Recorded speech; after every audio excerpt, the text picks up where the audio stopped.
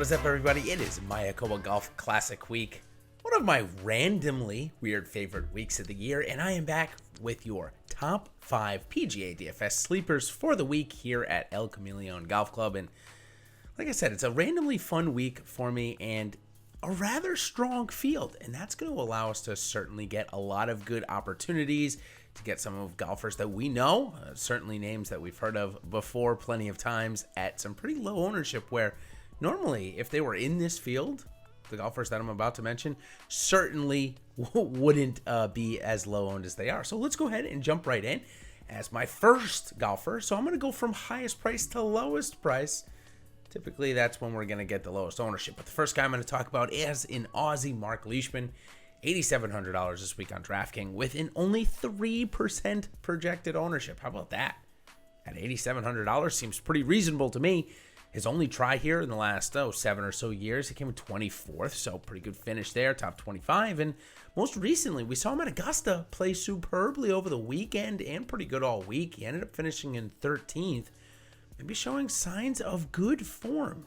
And when we go into the strokes gained statistics and dig a little bit deeper and see how he's performing, and actually his approaches have been pretty darn good, ranked 20th on the year, so certainly that's going to help him here this week. And we know that he runs very hot and cold with the putter. Let me tell you, it looked pretty good at Augusta, so if he takes that magic here again into El Camaleon, I like him only 3% projected owned here, Mark Leishman, this week.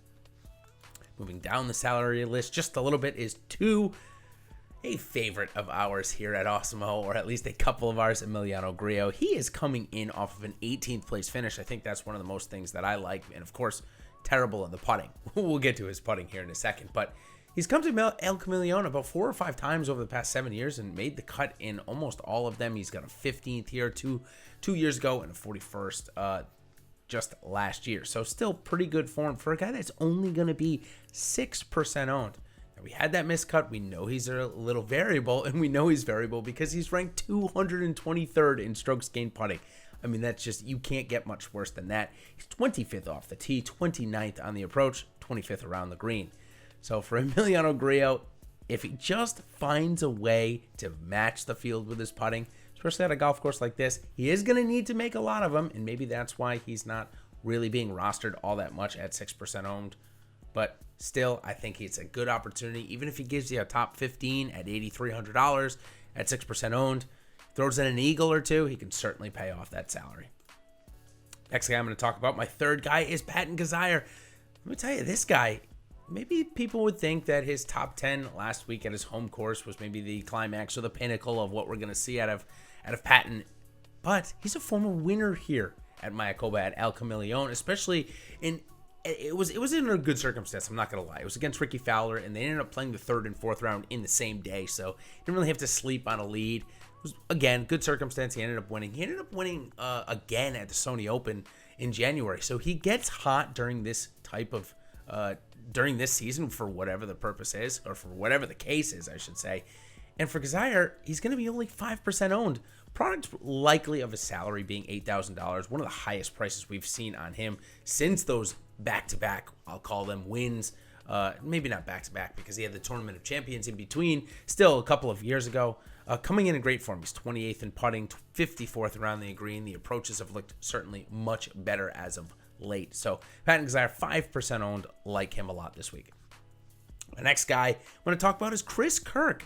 Now, he doesn't have enough starts to give us any strokes gained statistics, but here's a guy that hasn't missed a cut here at El Camaleon in quite some time. He's coming in off his best finish, 18th at the RSM Classic. Pretty much a very comparable course, a seaside course with a lot of quirks and not a lot of drivers. So, like Chris Kirk, 7,400, only 2.83% owned this week. Coming in, again, good form and good course history. And my last guy, the cover boy here of this video this week, Andy Ogletree. Now, if you've been following with me for quite some time, and I've been doing this for 4 years now, 5 years now, something like that, I like to play these young guys before the masses get in on them. Sometimes it works, sometimes it doesn't. I probably say that line quite a bit as well. But listen, Andy Ogletree, we just saw him make the cut at the Masters, be the low amateur. He came in 34th on a tough event. he's not a guy that's going to overpower a golf course. He's more in his iron play, greens in regulation, good around the green. That's going to fit this golf course. I think if we were at a golf course that was going to be top 4 in driving distance and he would need 30 birdies still, I don't know if Ogletree would be a great start. But on this golf course in El Camaleon, I think it's a very good place to come in. I cannot expect him getting over 2% owned either. So that's going to do it for the 5 PGA DFS sleepers for the Mayakoba Golf Classic. But just to review, in case you forgot or jumped in a little later, make sure you like and subscribe to these videos to make sure that we're changing up our content correctly and not just doing this for fun. No, we're hoping to, of course, bring value and benefit to you. And last week, of course, Zach Johnson was a good benefit from this video and a couple of others as well. So again, in summary, Mark Leishman, 8,700, Emiliano Grillo, 8,300, Patton Kazire, 8,000, Chris Kirk, 7,400, followed last but not least, Andy Ogletree at 6,700. So thank you all for coming by my PGA DFS sleepers for the Mayakoba Golf Classic, and we will see you on the other side. Thanks, everybody.